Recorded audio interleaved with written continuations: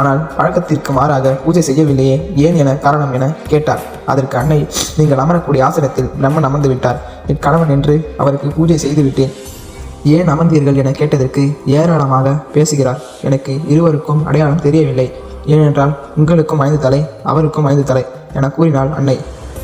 அதற்கு சிவன், அப்படியா பிரம்மதேவன் கூறினான் என கேட்டு, அடே பிரம்மதேவா, இங்கு வா, ஏன் இப்படி செய்தாய் என கேட்டார். அதற்கு பிரம்மா, நீங்கள் கைலாயம் பரமன் என்றால் நான் சத்தியலோக பரமன். நான் உயிர்களை படைக்கின்றேன், நீர் உயிர்களை படியளந்து காக்கின்றேன். அது மட்டுமல்ல, எனக்கும் 5 தலை, உங்களுக்கும் 5 தலை என ஏராளமாக பேசினான்.